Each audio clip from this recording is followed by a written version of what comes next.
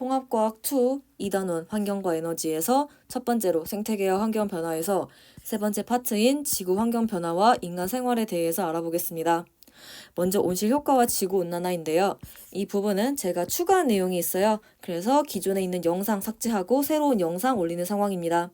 당연히 수정된 내용 블로그에 정리본 올려드렸으니까 필요하신 분들은 수정본 블로그에서 다운받으시면 됩니다. 첫 번째로 지구의 열수지인데요. 정의는 지구의 복사 평형 상태에서 우주, 대기, 지표의 각 영역에 출입하는 에너지의 양의 관계를 의미합니다. 특징은 열수지 변동이 발생하면 복사 평형이 이루어지는 온도가 달라져서 지구온난화가 발생할 수 있습니다. 수지는 수입과 지출의 줄임말이라서 앞글자를 땄다라고 보시면 됩니다. 두 번째로 지구의 복사 평형인데요. 특징은 지구는 태양으로부터 흡수하는 에너지인 태양 복사 에너지의 양과 우주로 방출하는 에너지인 지구 복사 에너지의 양이 같아서 에너지의 평형을 이루고 있다는 뜻입니다. 세 번째로 온실 효과를 볼 건데요. 온실 효과 자체는 긍정적이다라는 거 기억하시면 됩니다. 정의는 대기 중의 온실 기체가 지표에서 방출되는 복사 에너지의 대부분을 흡수하였다가 지표로 재복사를 해서 지표면의 온도를 높이는 현상을 의미합니다. 온실 기체의 정의는 온실 효과를 일으키는 기체를 의미하고요. 대표적인 예시로는 수증기, 이산화탄소, 메테인, 메테인은 메탄과 똑같은 말이에요. 메탄은 옛날 말, 메테인은 최근 말이라고 보시면 되고요. 산화이질소, N2O라고 쓰고 아산화질소랑 동일한 표현입니다. 그리고 오존 등이 있는데요. 오존은 성층권에 있으면 오존층을 형성해서 태양으로부터 오는 자외선을 차단하기 때문에 긍정적입니다. 그래서 여기 있는 친구는 긍정적인데 대륙권에 있는 오존은 여기 있습니다. 건강과 환경을 해치기 때문에 부정적이다라고 보시면 됩니다. 그리고 염화, 플로리나, 탄소 등도 이제 온실기체인데요. 염화는 염소를 의미해요. 화학식으로 Cl이죠. 그래서 앞글자 C를 갖다 보시면 되고요. 플로리노 할 때 이 플로리는 F예요. 원자번호 9번인 친구고 이 F가 F고요. 탄소는 영어로 카본이죠. 원자번호 6번인 친구입니다. 그래서 이 C가 카본이다라고 보시면 됩니다. 그래서 줄여서 CFC 그리고 유명한 말로 프레온가스다라고 보시면 되고요. 6불화황 SF6 또는 3불화질소 NF3도 이제 온실기체 예시에 해당을 합니다. 그리고 이 불화라는 표현이 나오는데요. 플로린과 불소가 똑같은 말입니다. 그래서 이 소를 삭제하고 화라는 말을 붙였기 때문에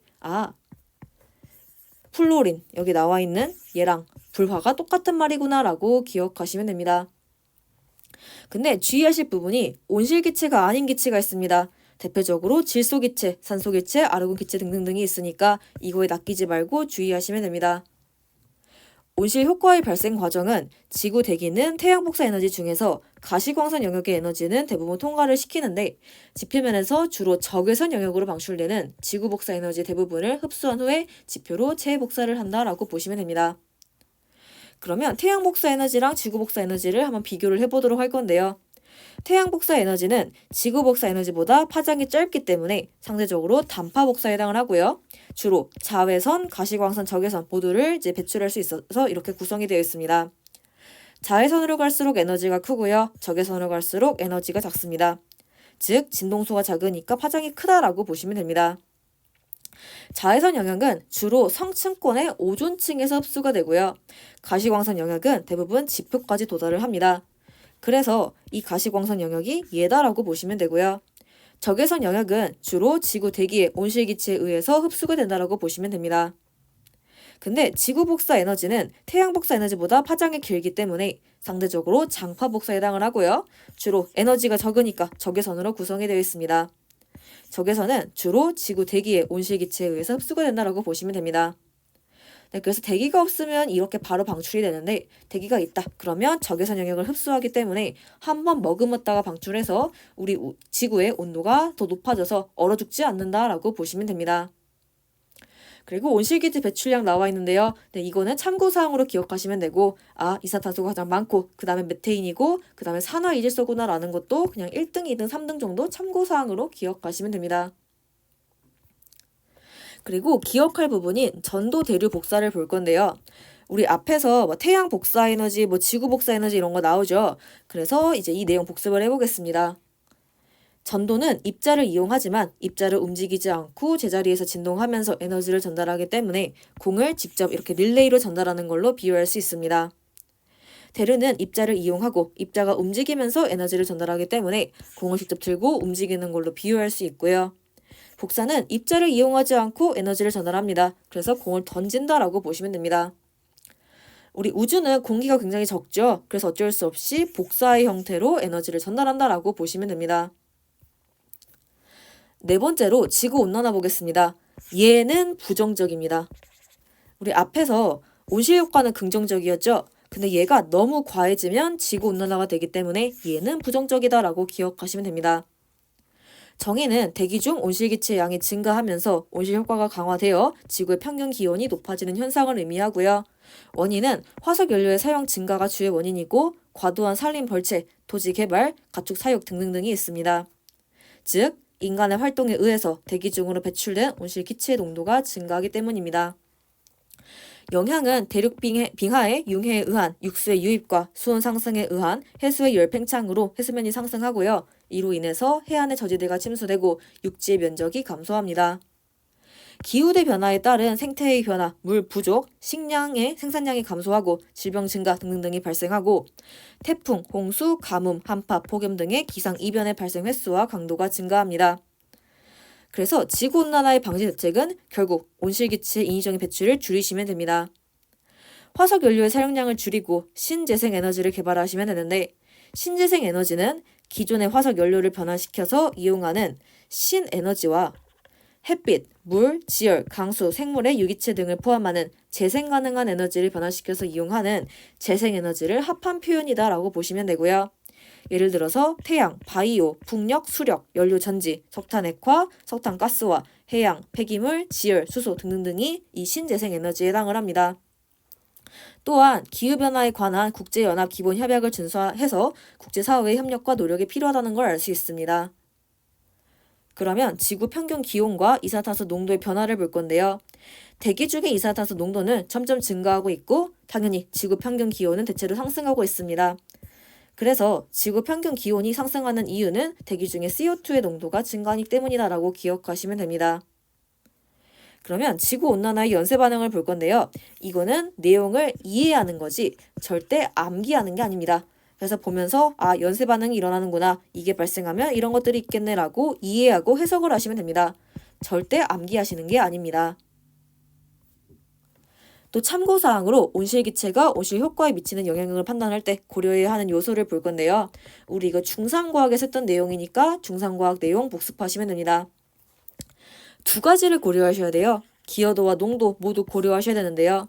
CO2 같은 경우는 이거 보시면 기여도가 낮습니다. 하지만 농도가 높기 때문에 영향이 가장 크다는 걸 알 수 있고요.